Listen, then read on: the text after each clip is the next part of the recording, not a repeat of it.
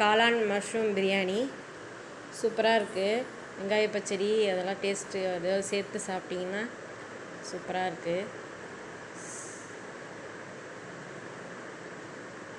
சுடுது. சூப்பராக இருக்குது. Hi friends, welcome to Saranya kitchen. எல்லோரும் எப்படி இருக்கீங்க ஃப்ரெண்ட்ஸ்? இப்போ வந்து நம்ம என்ன பார்க்க போகிறோம்னா காளான் மஷ்ரூம் பிரியாணி தான் பார்க்க போகிறோம்.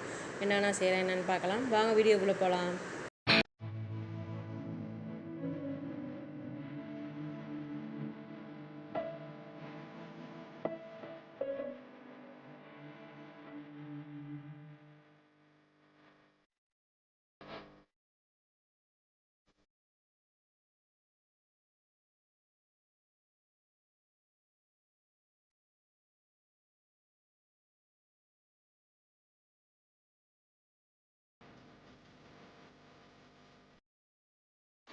இப்போ என்னென்ன தேவையான பொருள்னு பார்க்கலாம்.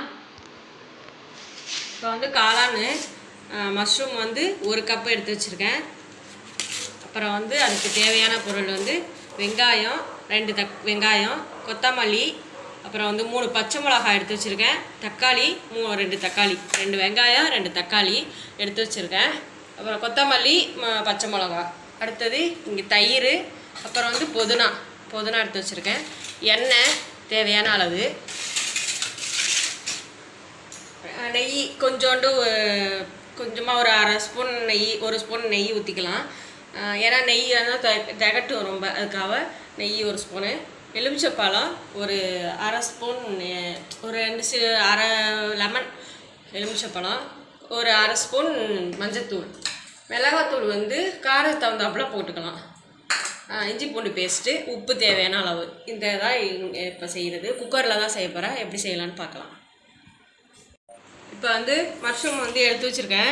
இப்போ 1 கப்பு அது மஷ்ரூமு.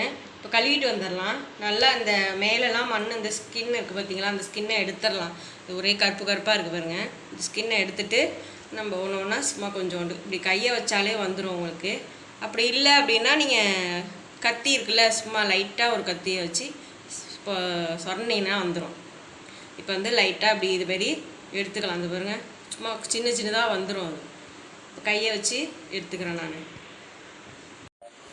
இது காளான் இப்படி நைஸாக அரியல, ஒரு 2-3 கொஞ்சம் நல்லா பெரிய பீஸாக போடுங்க. ஏன்னா குக்கரில் வச்சோம்னா வெந்து போயிடும். சாஃப்டாக இருக்கிறது தானே. பெரிய சைஸாக இந்த பாருங்கள், ஒரு காளானை 4 அரிஞ்சிருக்கேன். இப்போ நல்லா பெரிய சைஸாக கொஞ்சம் அரிஞ்சிக்கிங்க, அவ்வளோதான். இதில் வந்து தாளிக்கிறதுக்கு பட்டை, அந்த பிரியாணி இலை, அன்னாசிப்பூ, கிராம்பு எடுத்து வச்சுருக்கேன். நீங்கள் இதில் வேணால் ஏலக்காய் வேணால் போட்டுக்கலாம். ஏலக்காய் வந்து எனக்கு அந்த டேஸ்ட்டு பிடிக்காது, அதுக்காக இதில் சேர்க்க மாட்டேன். மட்டன் பிரியாணிலாம் சேர்க்கலாம், அதனால் நான் சேர்க்கல, இதில் சேர்க்கலை. இப்போ வந்து எண்ணெய் ஊற்றிப்போ, தேவையான அளவு எண்ணெய்.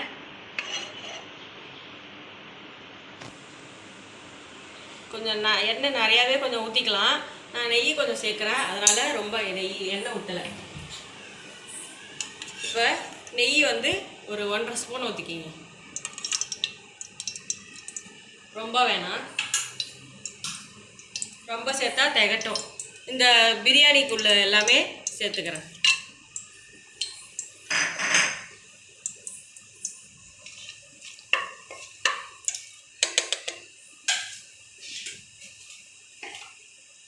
இப்போ வந்து 3 பச்சை மிளகாய் வச்சுருக்கேன், அதையும் போட்டுருங்க.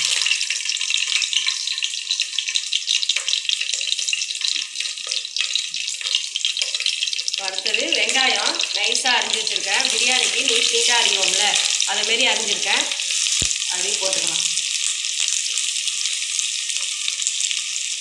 கொஞ்சம் நல்லா வதக்கி விட்டுருலாம். ஃபுல்லாக நல்லா வதக்கிக்கலாம்.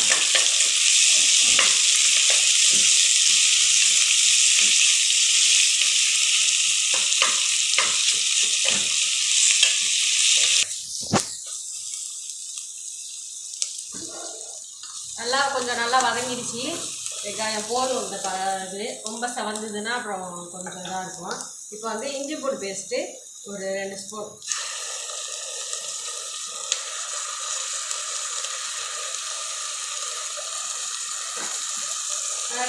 போட்டிருக்கேன். ஸ்பூன் சின்னதாக இருக்கிற வச்சு உங்களுக்கு நிறையா இருக்கிற மாதிரி இருக்கும். 2 ஸ்பூன் தான் போட்டிருக்கேன்.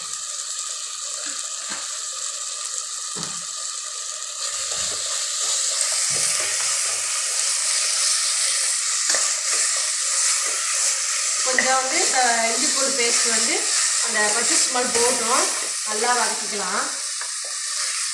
இது புதினா கொத்தமல்லி எல்லாம் சேர்த்துக்கலாம். வதங்கின பிறகு பார்க்கலாம். இப்போ வந்து புதினா அலசி வச்சுருக்கேன், இதை போட்டுக்கலாம்.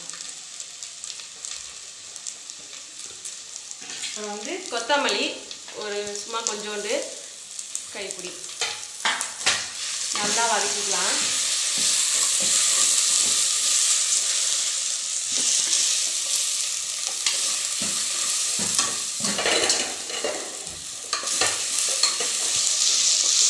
கொஞ்சம் நல்லா வதங்கிடுச்சு, போதும்.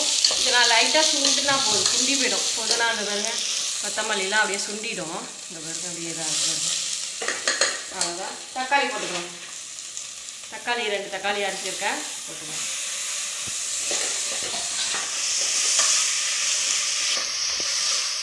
அவ்வளோதான். தக்காளி வந்து நல்லா வதங்கிடுச்சு. இது கொஞ்சோண்டு உப்பு போட்டுக்கலாம். கொஞ்சோண்டு லைட்டாக உப்பு, நம்ம அப்புறமா சாதம் போட்டு அரிசி போட்ட பிறகு உப்பு போட்டுக்கலாம். இது வெங்காய தக்காளி வதங்கிறதுக்காக கொஞ்சோண்டு.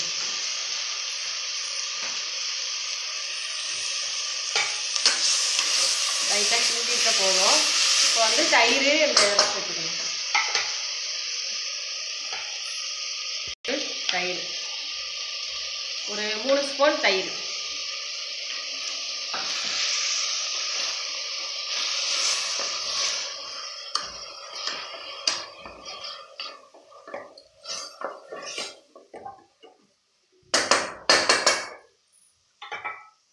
மிளகாத்தூள் மஞ்சத்தூள் சேர்த்துக்கலாம். மஞ்சத்தூள் 1/2 ஸ்பூன், மிளகாத்தூள் வீட்டில் அரைச்ச மிளகாத்தூள் ஒரு 2.5 ஸ்பூன் சேர்த்துக்கிறேன். ஏன்னா பச்சை மிளகா போட்டிருக்கோம், அதனால் கொஞ்சம் காரமாக இருக்கும். அதனால் ரொம்ப காரம் வேணாம். 3 பச்சை மிளகா போட்டிருக்கேன்.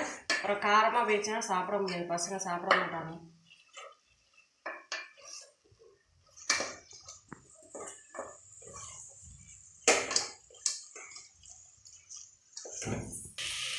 லெமனு ஒரு 1/2 லெமனு, ஒரு லெமன் இல்லை 1/2 லெமனு புழிஞ்சு விட்டுருவேன். அவ்வளோதான். இப்போ வந்து இதில் காளான் போட்டுக்கலாம்.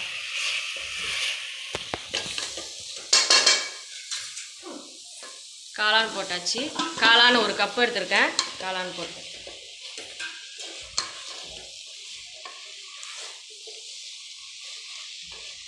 மஷ்ரூம் வந்து நல்லா அதை பாருங்கள், நல்லா பெருசு பெருசாக அரிஞ்சிருக்கேன். அப்போ தான் சாதத்தில் போட்டால் எடுத்து சாப்பிட்றதுக்கு நல்லாயிருக்கும். வெந்தாலும் உங்களுக்கு சாப்பிட்றது எடுத்து போட்டாலும் சாப்பிட நல்லாயிருக்கும். இது இப்போ அதுக்கு தான் எடுத்தேன்.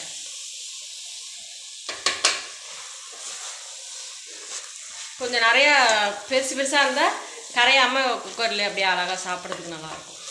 அவ்வளோதான். ரொம்ப போட்டு பெரட்ட வேணாம், தண்ணி ஊற்றிக்கலாம் இப்போ தேவையான அளவு. இப்போ வந்து தண்ணி ஊற்றிக்கலாம், கொஞ்சமாக ஊற்றிக்கிறேன். நான் இப்போ வந்து தண்ணி 1.5 டம்ளர் சாதம் அரிசி எடுத்துருக்கேன். இப்போ ஒரு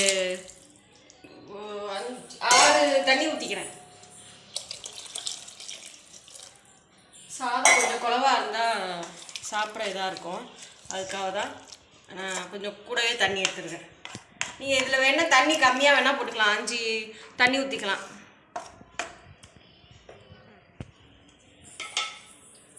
இது கொதிக்கிட்டோம், அதுக்கப்புறம் கொதித்த பிறகு அரிசி போட்டுக்கலாம். இப்போ வந்து நம்ம வெங்காய தக்காளிக்கு தான் உப்பு போட்டோம். இப்போ சாதத்துக்கு போட்டுக்கலாம் கொஞ்சோண்டு. இப்போ தேவையான அளவு உப்பு போட்டு ஒரு கலரிக்கலாம். கலரிட்டு தண்ணி கொதிக்கிட்டோம். கொதிக்கின பிறகு தான் அரிசி போடணும். கொதித்த பிறகு பார்க்கணும். இப்போ தண்ணி வந்து பபுள்ஸ் வந்துருச்சு, கொதிக்குது. அரிசியை போட்டுறேன். நீங்கள் தண்ணி வேணும்னா உங்களுக்கு விரையாக வேணும் அப்படின்னா தண்ணி கம்மியாக வச்சுக்கலாம்.